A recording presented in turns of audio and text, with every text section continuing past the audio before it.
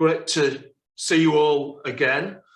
We're just calming down from what was a great conversation with Elaine about the work that we're doing. We're really, really excited now to be able to move across the Atlantic to our colleagues who are going to be introducing from Lifetime Arts. I was going to give you some quick introductions, but I think it's always better when people introduce themselves, if that's okay, because you get a better version. So if you just want to introduce yourselves, Annie and Maura, as you speak, and we look forward to your presentation. Okay, thanks so much, Paul. Hello, and thanks for inviting us to participate in this very important forum. I'm Maura O'Malley, the CEO and co-founder of Lifetime Arts, and I'm here virtually from New York with my colleagues, Annie Montgomery, who is the senior education designer and trainer for Lifetime Arts, as well as Julie Klein, our director of education and training, and Galia Eden, our education producer. So in today's session, we're going to briefly describe the Lifetime Arts Creative Aging Arts Education Program model and the scientific evidence that supports it. And then we're going to share how we modified this model to work in remote and virtual settings. And we'll describe best practices to ensure that program goals are met. And of course, later we'll have some time for a Q&A. But first, a little bit about our organization. Lifetime Arts was established in 2008 as a service organization to help develop an infrastructure for the emerging field of creative aging.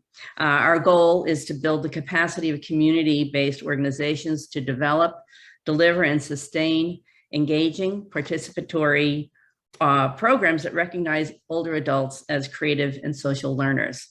We aim to shift the traditional senior programming from passive entertainment to engaged learning by promoting arts education specifically for older adults. Our overarching goal is to shift the narrative about growing older away from a negative view to one of optimism, engagement, and community and joy. We found that ageism is the biggest barrier in this work. That's because most of us still categorize older adults as other, some alien group, but no one is out of the aging club. If you're alive, you're a member. And it's been said that ageism is actually a prejudice against our future selves. To do this work, we provide training, coaching, technical assistance, and consultation services, as well as very robust online resources. We aim for institutional system-level partnerships that can affect and sustain change locally and at scale, building capacity from the top down and the bottom up. We advocate for community-based programs that decrease social isolation, build new community partnerships, employ teaching artists, and expand the reach and impact of arts, cultural, and senior service organizations. Lifetime Arts works across the US with museums, public libraries, arts and cultural organizations, and the institutions and systems that support them, as well as state and governmental agencies, teaching artists, and senior service organizations. To get us started, we're going to show you a very short little film that kind of illustrates our specific focus in creative aging.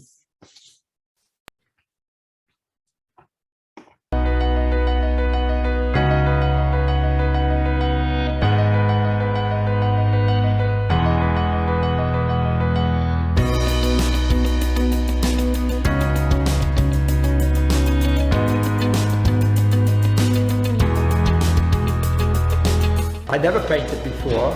I never sang.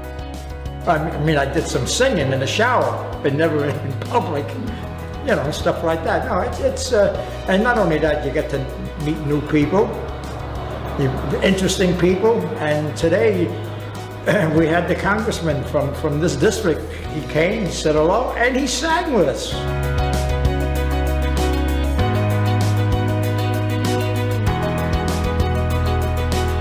Most people that I worked with in this session would never have had the opportunity to do artwork like this before, or learn how to come out of their shell, so to speak, and discover what they can do if they have some instruction and the materials to do it.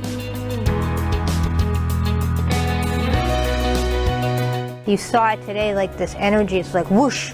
They were so excited, like they were getting it. It was starting to click for them. After 4 weeks, the tools were starting to make sense. They were starting to use them their way.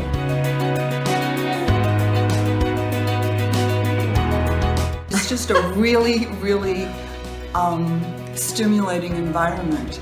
And the other thing that's always impressed me about this place, and particularly the people that I've met through art, is how kind some people can be to each other and what a support that is on a day-to-day basis.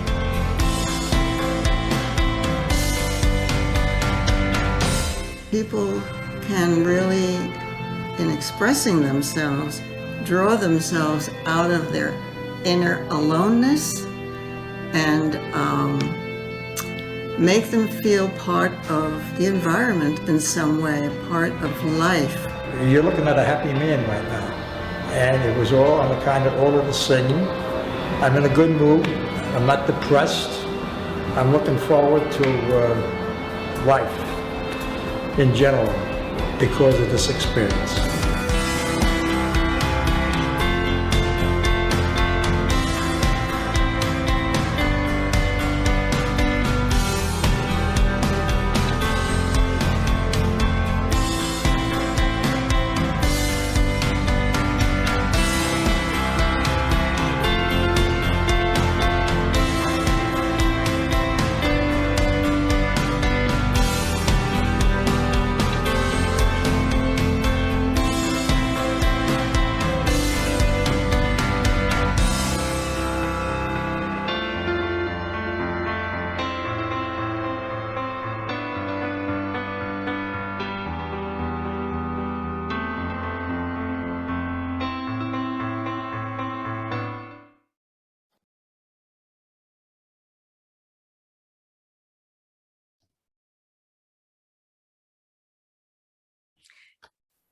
So at Lifetime Arts, we target the development and implementation of skills-based participatory instructional arts programs that include activities designed to engage older adults who are 55 years of age and better.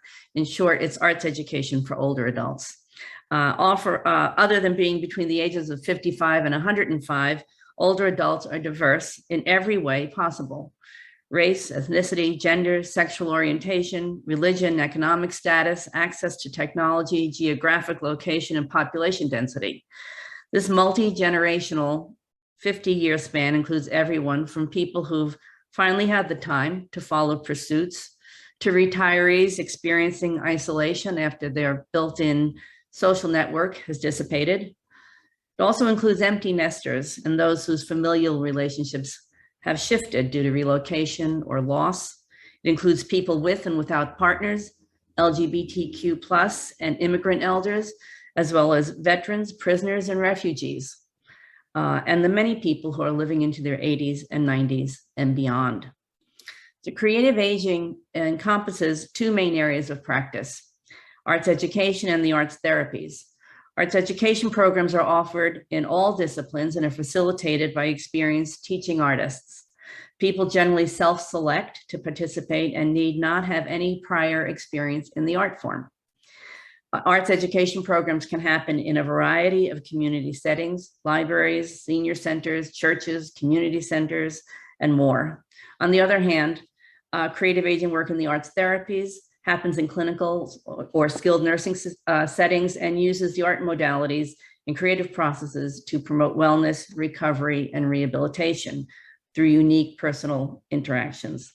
Although both kinds of programs have incredible benefits to the participant, the goals of creative aging arts education programs are different from therapeutic programs. Creative aging arts education programs may have therapeutic benefits, but the goals are instructional and focus on older adults as art makers and learners. A good way to judge the difference is to think about the older adult participant. For creative aging arts ed programs, older adults need to be able to choose to participate and self-select to be in these classes based on their own interests. Lifetime Arts model was developed in part from this creativity and aging study. Study proves that arts education is especially good for older adults. Dr. Cohen identified two of the most important components of arts education programs. No matter how it is delivered, in person, online, or in other alternative formats, creative aging programs need to include these two main goals: developing mastery of an art form and forming community through the art making experience. To define further, mastery of skills is learning an art form in depth and having the opportunity to practice the art and become better at it over time. Social engagement and building community between participants should be connected to art making and learning. Put simply, did you learn something new? And did you make a new friend in the process? These programs have the following components. It's an art class, visual, performing, literary, or music. It's taught by a professional or experienced teaching artist, skilled in developing a sequential arts curriculum. This is a paid professional arts educator, not a volunteer. For in-person programs, the class should be at least 8 sessions and is held in sequential weeks, usually once a week. Why? Because the class is sequential in nature. One skill will build upon the other, and the learning and practice of the skills will grow over time. Each class should be a minimum of 90 minutes. Every class includes intentional social engagement strategies connected to the art learning. Registration is required, and we recommend that there are at least 10 participants in each program in order to support the social connection goals. There also is always a planned culminating event that celebrates the work created over the 8+ weeks, and it's shared with community, friends, and family. In recent years,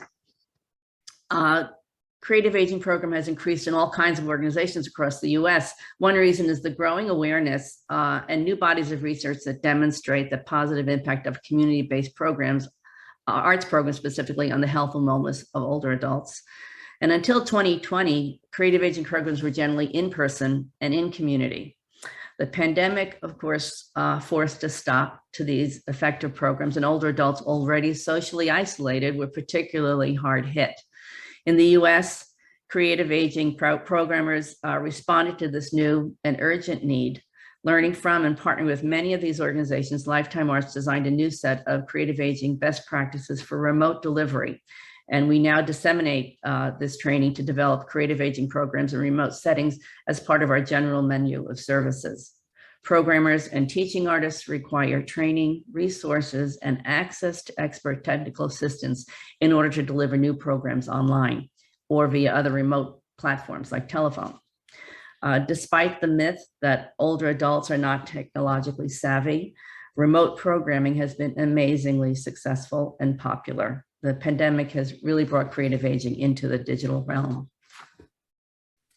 Great.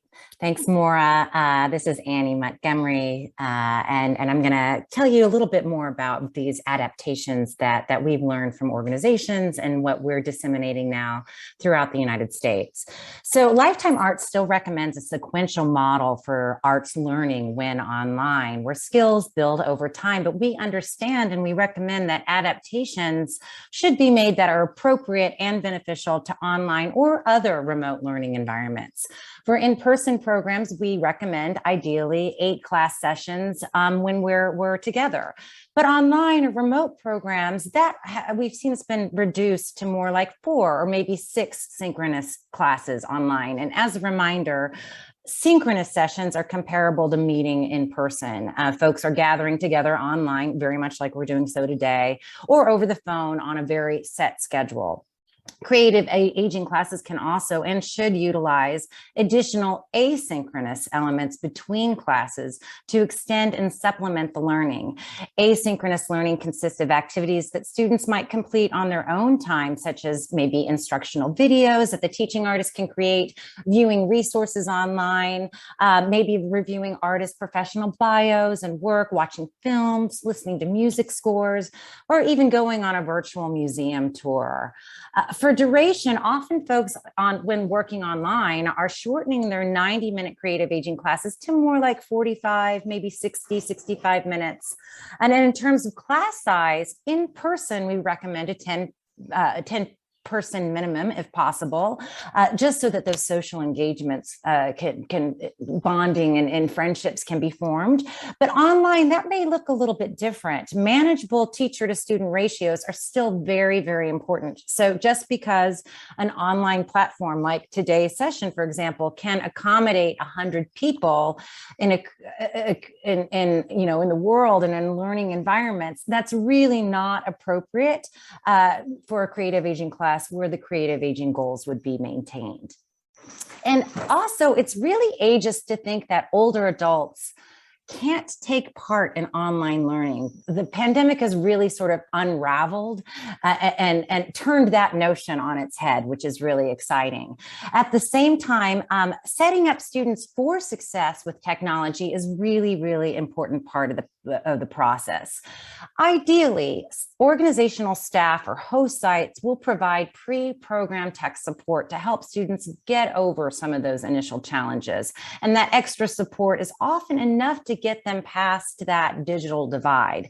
Program coordinators and teaching artists can really work together to support older adults' access to online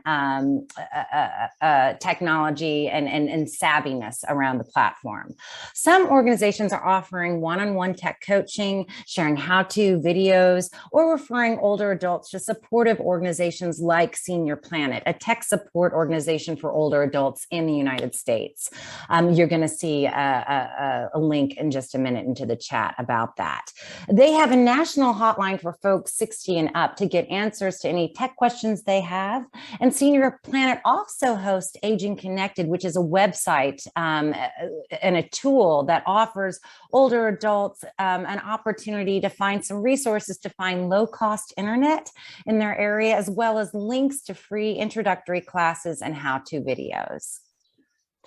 And just like for in-person programs, social engagement is really a key component for remote creative aging classes. And so besides all the way the teaching artists would help students connect during their synchronous sessions, like group discussions and breakout rooms, all of that can be utilized in a remote platform. They also can use asynchronous time to continue to connect with their students. So let me explain. So teaching artists are arranging and coordinating their older adult students to meet up with one-on-one with one another in between sessions via telephone, and of course with permission, and it's voluntary, but often folks will partake in this. But they'll arrange little meetups with folks between their synchronous sessions, and they can discuss specific resources or share work if it's written like poetry, or just talk about the process making their artwork and give each other feedback and support one another. Teaching artists are also starting discussion groups or chat boards that students can respond to during the week between their synchronous sessions. And also a really popular alternative is the idea of office hours with the teaching artist and the student for one-on-one feedback and coaching over the phone or via video conference like Zoom. Now, these kinds of things don't happen necessarily every single week between the synchronous sessions, but the additional support and attention really goes a long way to grow the learner's confidence and strengthen those social connections to one another. So an example of a current remote creative aging initiative in the United States I want to share with you today that's very exciting. So Brooklyn Digital Connecting Through Creative Aging is an innovative partnership between the Brooklyn Public Library and Lifetime Arts, and it is supported by the New York Community Trust. Now, this 18-month project is advancing arts education for older adults through Brooklyn in collaboration with local libraries, with up to 40 remote creative aging programs running between July 2021 and July 2022. So that's amazing. Classes range from watercolor to storytelling to Latin social dance to memoir writing, all via Zoom video conference. Programming is open to all older adults and has really proven to serve as an anti-isolation remote program for public libraries, and especially during this pandemic.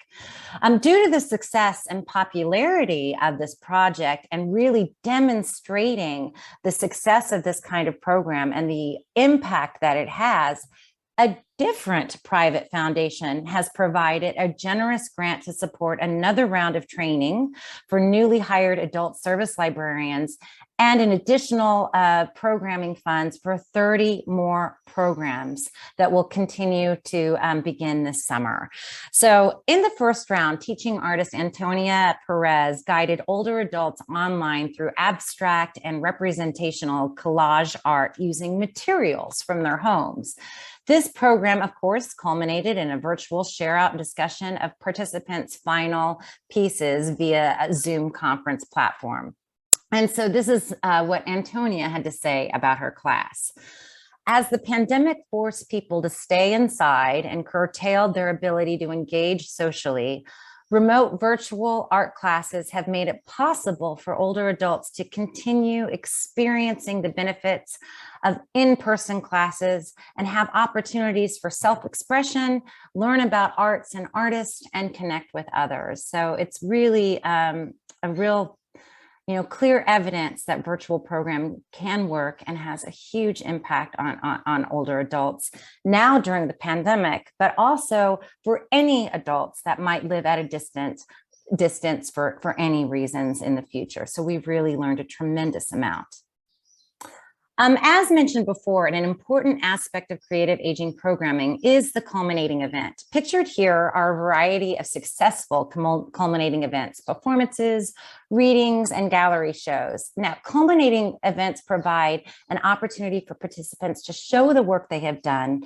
It validates their process and their work and is an example to other older adults in their community of visibility, value, and voice. Now, it is important that the teaching artists and their host partners have a really clear vision of what they want for their culminating events, but know that this is also developed in full partnership with the students along the way. They really are part of the planning process. And the event, for example, also needs to be appropriate to the art form. Big or small events are fine, but should be intentional and well thought out. And the larger details should be agreed upon between the host partner and the teaching artist and planned from the very beginning. The culminating event legitimizes the participants' process and accomplishments, and it also fights ageism. It makes the older adults visible to their community and reminds everyone that they are still contributing and vital citizens who deserve to be seen and to have their voices heard. Also, culminating events are a great opportunity to build community, to engage family and friends, recruit students for future classes, and bring visibility to your fundraising needs. So really plants the seeds of sustainability and really making these programs a part of your normal menu of services that you might want to be offering to your older adult constituencies. Even when working remotely, culminating events allow participants' work to be shared either via Zoom conference or pre-recorded video projects. We've heard of storytelling programs creating podcasts and actors creating Zoom movies. So there's a host of ways to do these culminating events, even in remote settings. The teaching artist and the host organization should work together to include the older adult students in the planning of the event so they have a say in how their work is shared with the community. Here is an example from a remote culminating event, an online virtual gallery in June of 2020-21.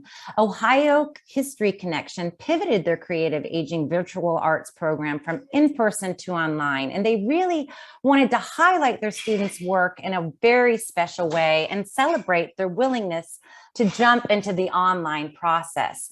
Forgive me, I'm walking away from the garbage truck that's working outside. But they wanted to highlight their students' work in a very special way and celebrate their willingness to jump into this process. And right now you can see that Galia is going to be showing us this virtual exhibit now.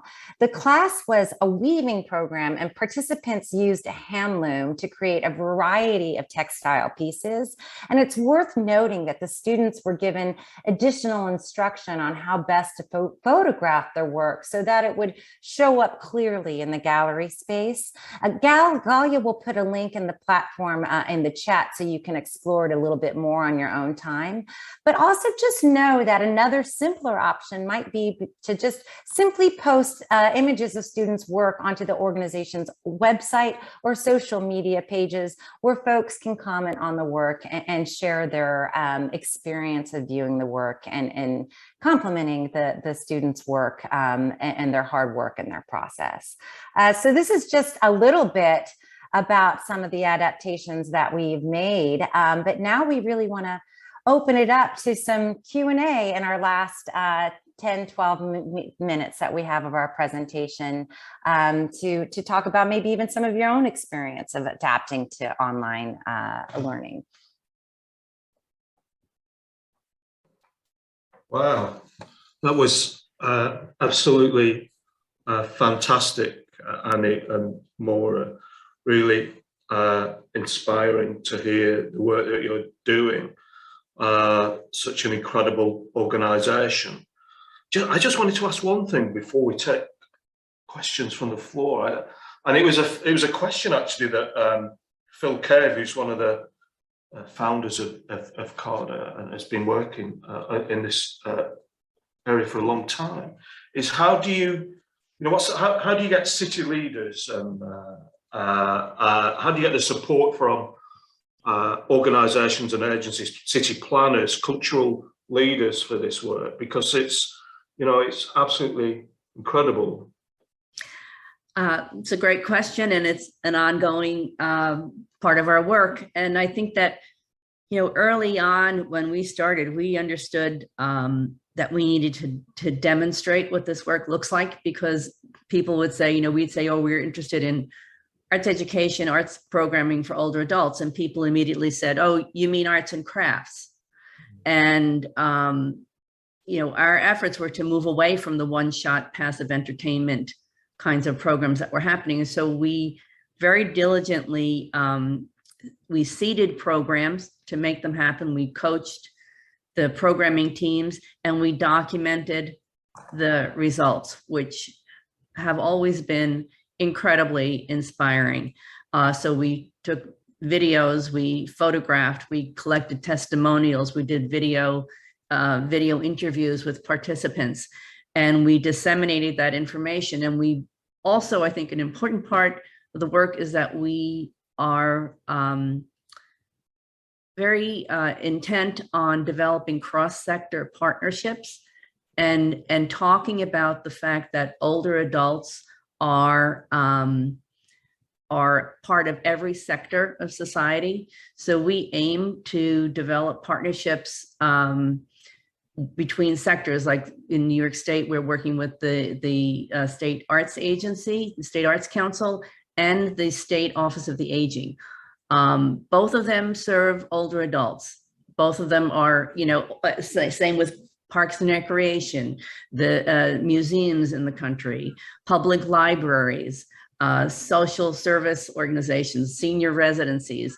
And I think the big thing is that when we can demonstrate and show what happens in these programs, and people begin to think differently about who older adults are and what it means to grow older, we asked the questions, and we had a lot of pushback early on, and still in some cases that well, it's the medical model of aging that is prevalent.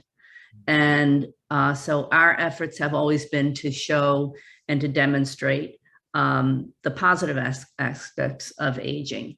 And that's why we do a lot of training around ageism and its impact on program design and delivery, and the fact that we are all, brought up in an ageist society, and how do we combat that? We have to start the conversation. So we push ourselves into situations to talk about the work, and we show what it looks like. And there has never been anybody, once they've seen this work in action, who said, oh, this is not a great idea. It's always, why haven't we all been doing this forever, in every situation, in every community across the world? So we invite people to attend, especially the culminating events, inviting legislators, policymakers, funders, to culminating events, whether they're virtual or in person. Very important. I should add, you need brilliant leaders as well, Maura, which you've demonstrated you are for this work. I think without that commitment and drive and so on, there isn't a kind of business as usual approach to creative aging as there are for many other things. Mm. Many of the things you described feel very similar to the challenges and barriers that we face here in the UK for this agenda. There was an I want to come back to ageism in a moment, if that's okay, but we've had a couple of questions, and certainly one that I was thinking about as you were describing your work is, where do you get the funding from? You know, how do people have to pay to participate? You know, what's the kind of financial model that you built? A great question. They're all different business models around this work. One of the things about working at system levels and in networks like state libraries, regional library systems, they are mandated to serve older adults. They have program funding. One of the things that we do is we talk about, well, how many, what's the proportion in your budget between programming for early literacy and family programming and older adults, and look at that against how many older adults show up at the public library every day. The proportion is changing. There are a lot of older adults who are using public libraries, but there's very little training for adult service librarians. There's very little program money for older adult services and programs. And this is across the board in different sectors. So we ask the questions, where are you spending your money? Where is your staff aligned? How are you supporting this? Programs in public libraries are free to the public in the United States, but when we work with individual cultural and other kinds of organizations, we work with them to develop a payment model that if that's how they do their work, if they charge for programs, then depending on the community, depending on whether or not we can help them to raise money to subsidize the costs of programs. So that's a variety of public and private funding. There are a variety of models of fee for service programs and free programs. We recommend for organizations that are just starting out to offer programs for free or at significantly reduced costs to establish the program in the community. And then over time, they can align it with their other fee structures. So there's quite a wide range of ways to do this work. And that's why it's important that the work is responsive to the community that they're in, so helping to develop programs through assessing local community resources, also developing cross-community partnerships. We have many instances where one organization might have the teaching artist, but they don't have a space. So we encourage collaborative partnerships where every partner contributes something. So it's quite a range. We also get money from the federal government, from state agencies, from private institutions, private foundations. Yeah. So it's a familiar story for us sat here in the UK as well. And what you described sounds like the building of an ecosystem of individuals and agencies and activities. And in our world, certainly over here, it always feels like there's kind of two parents to this ecosystem. One is the aging world, those of us from that side of things that are interested broadly in population aging. And then there's a kind of cultural and creative world, and it's about knitting those worlds and other worlds, housing, transport, knitting them together, isn't it? Yeah. And yes, it is. Exactly. You're exactly right. And I think that the thing is that sort of the foundation for this partnership building and community cultural development building is acknowledging who we all are as humans, and that aging is a natural process that nobody is exempt from. And so when people, and it becomes, in some ways, my background is in administration and infrastructure and things like that. But personally, I was a caregiver for many years. And that sort of triggered my interest in thinking about what it means to grow older and what it could mean to grow older. Sure. And so it is personal, and it is also extremely public.